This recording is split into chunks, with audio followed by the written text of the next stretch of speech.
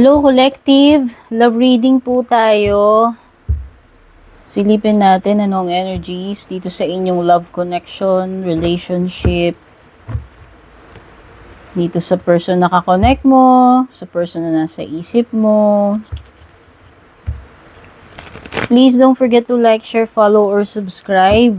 Kung bago po kayo dito, nagpapasalamat ako, grateful ako sa mga patuloy na sumusuporta, sumusubaybay, mga laging nagsishare ng mga readings natin.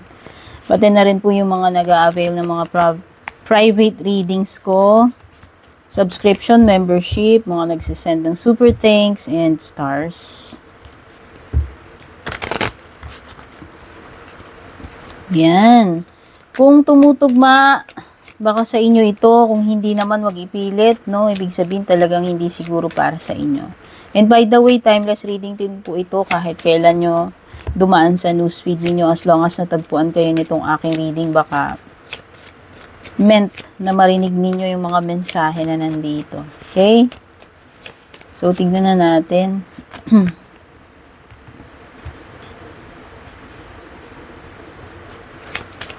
Sabi dito, your practicality is helping. There are too many obstacles. Okay. So, mukhang maraming hadlang dito sa connection ninyo. Ano? Totoo ba, dear? Marami bang harang, balakid, blockages dito sa inyong connection nitong person na to? Soon. Okay. Meron ditong something na soon na daw. Ano kaya yan? Meron ng malapit na. Ano kaya yan? May magaganap siguro. Ano? Spirit says to trust your intuition. Yan. Pakinggan mo itong mga ano mo. Kutob-kutob mo. Itong intuition mo. Not enough energy is put into this. Sino kaya yung nagkukulang? Pwedeng, kinakapos sa engagement, no? Kumbaga, hindi all in. Pwedeng merong hindi 100% all in sa inyo nitong person. Either ikaw or siya. Bahala na po kayong connect the dots kung energy mo yan o energy ni person mo yan. Okay? Two-way kasi ito. And hindi naman po ako psychic para ma-feel ko yung mga ganyang bagay. Ano pa? Now, okay. So, your practicality is helping now. Siguro realistic ka lang din. Nagpapaka-practical ka na lang. And it helps, it works, no? Yun yung parang sinasabi dito sa card mo. Siguro, in this situation, kung ano man tong situation na nararanasan mo with this person is mas mainam nga yan, mas tama, no? Kung pinapairal mo yung practicality, ibig sabihin, continue mo lang kasi mukhang tama naman yung ginagawa mo. This situation will be victorious, okay?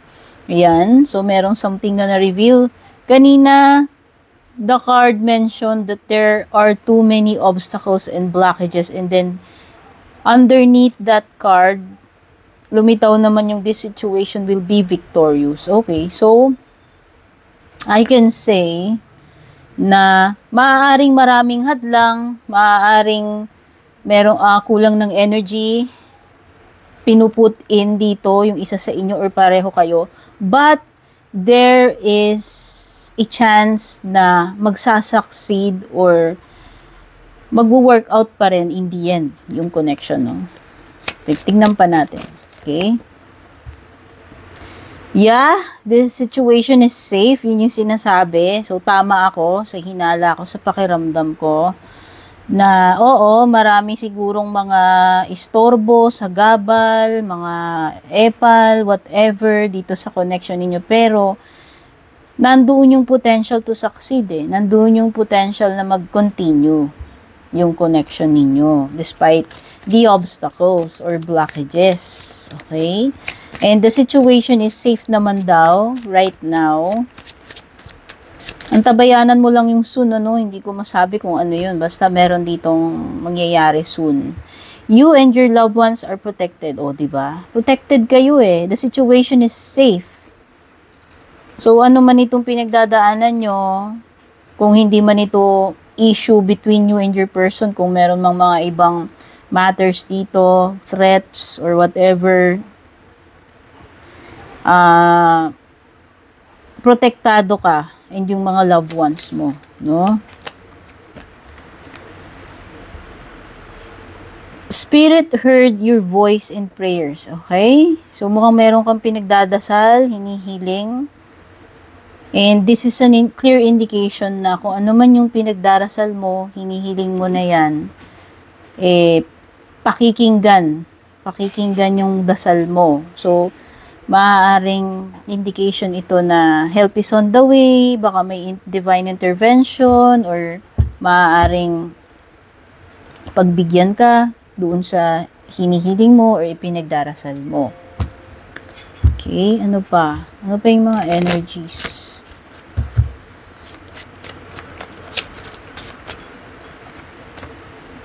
Let go of the need to control.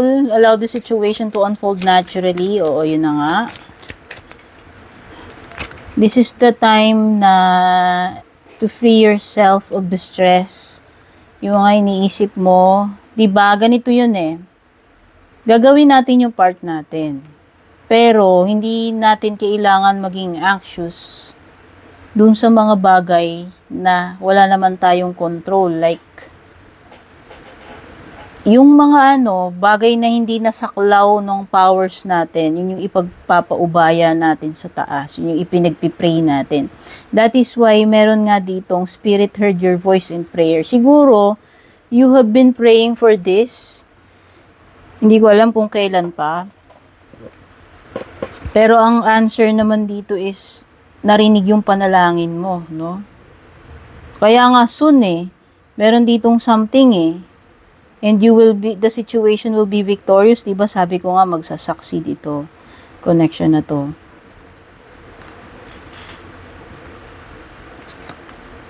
Express your love. Law of attraction.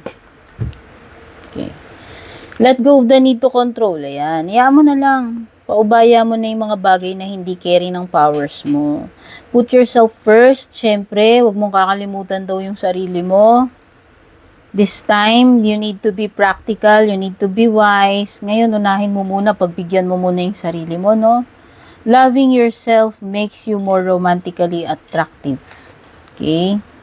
Baka kasi iba, pinamigay nyo na lahat, pati kaluluwa nyo dito sa person na to or sa connection na to, at kinalimutan nyo na yung sarili ninyo. Merong new love dito, a new chapter begins, okay?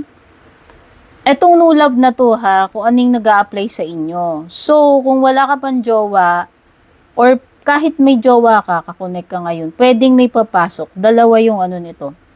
Dalawa yung meaning nito. Isa-isahin ko lang. Pwedeng new chapter, kung may jowa ka na, may kakonect ka man, o wala, may new chapter na paparating sa love life mo. New chapter, ayan magsisimula. New partner or current relationship. Kaya, sabi ko whether you're single or taken na, pwedeng meron lang bagong ganap or bagong, bagong istorya, chapter na paparating sa inyo ng kakonect mo. Okay? Single ka man or in a relationship. Pero kung single ka, this is an indication na, may person na darating sa buhay mo, no? Kung wala ka pang naging jowa. Express your love. It is important to let people know that you love them. You have nothing to lose. Siguro, yung express your love, sabi nga dyan, wala namang mawawala sa'yo kung itatry mo, kung patutunayan mo, i-express mo yung pagmamahal na yan, or whatever emotions yan, iniisip mo, nararamdaman mo, diba? Dito sa connection na to. So, kumbaga, what's holding you back? Ano ba yung hinihintay mo? Ano bang nagpi-prevent para i-express mo, maging transparent ka, express mo talaga yung tunay na pagmamahal or yung feelings mo. Okay? It's worth trying. It's worth taking the risk. Siguro, parang ganun. Law of attraction, you have been manifesting this in your relation. Meron ditong something na nagmamanifest na and it's coming very soon. Kasi meron kang soon card. Tapos, now, Yan, may mga card ng timing dito. Okay? So, bahala ka na dyan, ha? Dahil hindi ko naman alam yung mga ganap-ganap sa iyo. Pero meron. You are already attracting whatever this is na gusto mong mangyari. No? And yun yung sinasabi dito eh. You have been manifesting this eh. Pwedeng matagal mo nang minamanifest yan. And it will soon be yours, which is also the indication here sa the situation will be victorious. Diba sabi ko nga, magiging maganda yung outcome dito. Okay? So, tingnan na natin yung mga tarot cards. And the additional messages. Oops. Wait lang, ang dami nito. Hindi ko to kukunin ha, magulo yan eh. Hindi ko feel.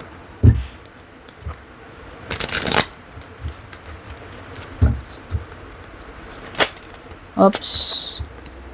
May lumitaw na Virgo energy dito. Virgo energy. Five of Swords energy. Virgo, Aquarius, Leo, Taurus, Scorpio, and at the bottom of the deck, we have Libra energy. Okay? Take note of the signs. Baka may relate sa inyo yan. If not, huwag nang pasakitin ulo kung wala naman nagre-relate, no?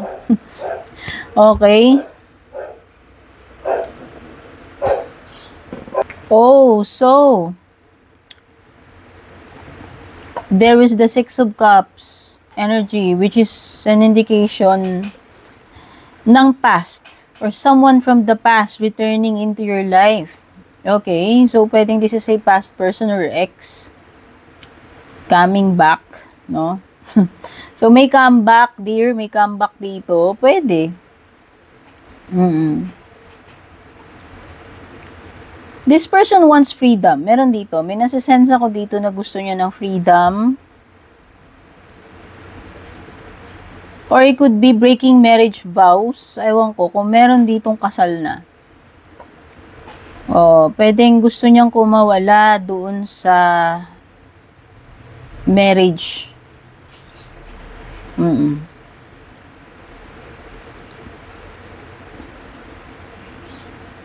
Or pwede bang meron ditong magkaiba kayo ng religion or culture, pwedeng magkaibang lahi. Or kahit hindi naman kayo magkaibang lahi, pwedeng magkaiba lang yung mga paniniwala ninyo, values ninyo, kinalakihan ninyo, kinasanayan ninyo. Okay, or magkaiba yung understanding ninyo or opinion ninyo about something. Pwedeng nagkakaroon kayo ng challenges or clashing because hindi kayo magkasundo sa ibang bagay kasi nga magkaiba yung yung orientation ninyo, magkaiba yung paniniwala ninyo. Okay? So nakikita ko rin dito is indication ng kung dati iniintindi mo or iniintindi niya yung sasabihin ng ibang tao, ngayon wala na siyang pake. This time, uunahin muna niya yung sarili niya. Ayan, no, put yourself first, eh. Baka nga energy mo to. Bahala ka na kung energy mo yan, energy ni person, hindi ko alam. Pero this time, mas uunahin na yung sarili. Hindi na mangingimi, hindi na iintindihin yung opinion ng iba, kung ano man, bahala sila, kung ang husgahan kanila or whatever. Importante gagawin yung sa tingin mong tama, yung gusto mong gawin. Okay? Kahit pa na merong mga rules na mabibreak dito with the Hierophant reverse. So, nakikita kasi parang may something like paglabag doon sa nakasanayan, tradition, conformity. Meron something against it eh. Na may something like pagka-rebellious or pagka open-minded or liberated kind of thinking or pamamaraan. Kasi this is something like unconventional eh. Hindi siya yung nakagawian, tradisyon, nakasanayan. So it's far from the the standard na sinusundan, parang ganun. Kumbaga it's a deviation. Yes, definitely na meron ditong possibility na babalik babalik yung nakaraan, magbabalik yung past person or ex, no? And there is an energy here that this connection is worth fighting for, and like I've mentioned kanina, sabi ko nga na whatever yung mga obstacles dito, blockages na kaharapin ninyo, nakikita ko na magiging ayan you will be victorious. Sa tingin ko, magsasucceed, magko-continue. There is a potential na mag-work out pa rin in the end, no? Kumbaga sa pinaka-outcome. So, nakikita ko doon yung possibility na mag-workout pa rin ito, connection na ito. Oo, yun nga lang talagang marami lang talaga kasing dito epal. Oo, maraming epal. Pwedeng may pwedeng complicated ito kasi nga kung merong married na rito, hindi ko alam kung sino sa inyo. I don't know if you're both married or yung isa sa inyo is married na. Pero sabi ko nga, willing itong i-give up yung marriage niya just to be with you. Kung ano man yung mga pinaplano niya. No? Hindi ko alam Pero nakikita ko talaga na ilalaban. So, yan whether, ewan ko, yung marriage na yun, specific naman yun. Pwedeng sa iba sa inyo hindi nagre-relate. So, kung wala namang kasal dito, huwag nyo na pasakitin yung ulo nyo. So, sa iba siguro nakaka-relate sila. So, hindi lang naman ito about sa may mga sabit na rin Pero dahil lumitaw yung card na yun, mini-mention ko na lang din. Baka kasi may iba, specific sa kanila yung sitwasyon na ganun. Okay? Pero ang nakikita ko lang dito is, ano man, parang itong relationship na to, itong connection na to is worth fighting for. Okay? Nakikita ko yung potential. Okay? Ayan it's time to make a stand. Baka naman yung iba, ang dapat harapin, make a stand, panindigan. Sabi dito, wag daw merong energy dito talaga ng ang lakas ng energy niya na willing siya, desidido siya na ipaglaban. Hindi siya magba-back down. Ayan don't back down. At ang lakas din ng energy dito ng kakawala gusto niya nang kumawala or gusto niya makuha yung freedom niya. And yung bakit ko nabanggit kanina is kung bakit marriage, kasi lumitaw Hierophant. Okay, so whether kayo yan, ito isang eksena to. Pwedeng kayo yan, kung asawa mo yan, merong energy dito sa inyong dalawa na, okay, gusto ko na mag-break free dito sa marriage na to. Pero, halimbawa, siya yung person mo is married or ikaw naman yung married, hindi ko alam, pwedeng past person na gusto niyang kumawala doon sa marriage niya para lang sa'yo, or ikaw na gusto mong kumawala dito sa marriage mo para lang doon sa kanya. Hindi ko alam kasi parang may parang meron din akong nasisense na may iba pang energy. So, pwedeng third party situation din kasi to. Kasi may kakumpetensya Five of Swords, no? Oo. So, maraming mga twists and turns dito sa connection ninyo. Sabihin na natin. May kompetensya, possible yan. Possible na past person na pwedeng manggugulo or papasok uli sa buhay mo, babalik. Yan, pwedeng ex, whatever. Pero willing nakikita ko yung willingness na ilaban. No?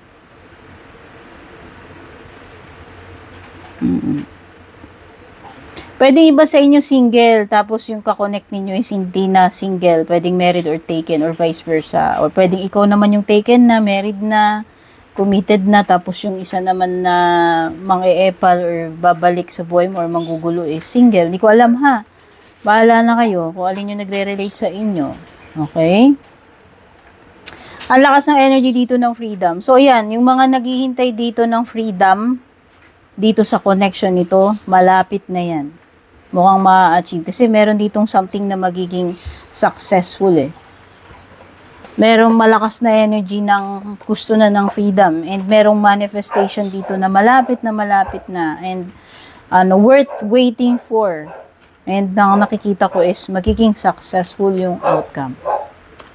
Okay, ano man yung maging outcome dito sa connection na ito. Na natin ha.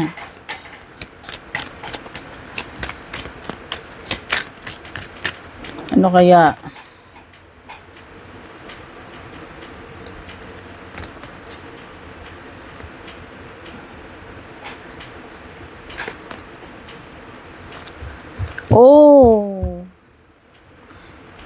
So tinanong ko aning what's next or outcome. So nakikita ko talaga dito is meron talagang may family na masisira dito if ever. Kasi nga 'di ba yung binabanggit ko sa iyo kanina, meron talaga ditong willing siya. Ikaw man yan o yung person na tinutukoy dito nakakonect mo, willing siya na talikuran, iwanan yung family niya. Para lang dito sa connection na to. Bahala na kayo magtag ng sarili ninyo. But this is a very slow and long process, especially if may mga legal matters dito, kung kasal man yan, no? Kung legal, sabi ko nga. Pero, it's okay kasi parang this person is willing, very, very willing na i-pursue, ipaglaban. Iba yun yung sinasabi ko sa'yo. No?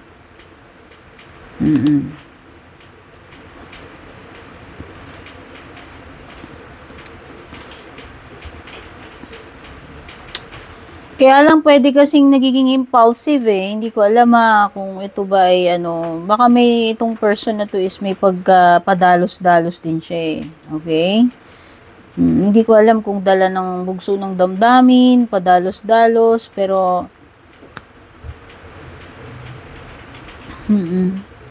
pwedeng may mga missed opportunities dito.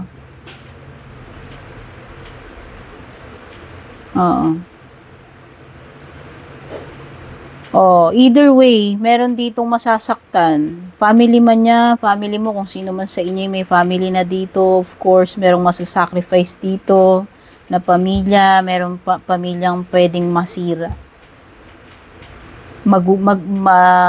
Magugulo. Yan yung masasabi ko, magugulo. So, yun yung nakikita kong patutunguhan ng connection ninyo kung ipipilit pang ipaglaban tong connection na to. Whether ikaw o siya yung kakonect mo. Okay? And ang nakikita ko nga dito is matagal, slow process ito. Hindi to agad-agad matatapos. Okay? Kasi nga yung isa dito, ipipilit din niya eh. Willing siya eh.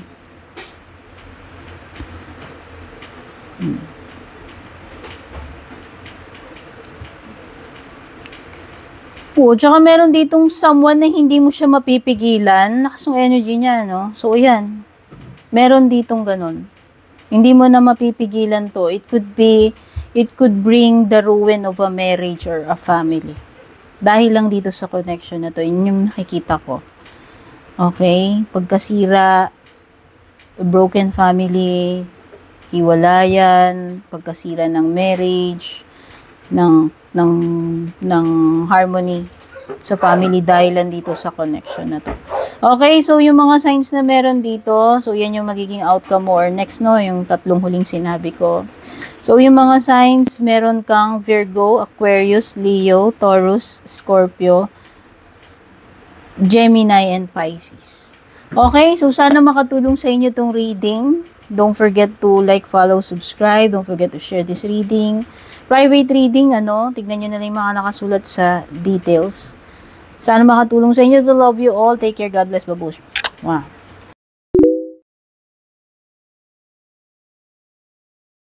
And kung balak nyo pong mag-book or mag-inquire ng personal readings ko, basahin nyo lamang po itong nakasulat sa screen or yung nakalagay sa description.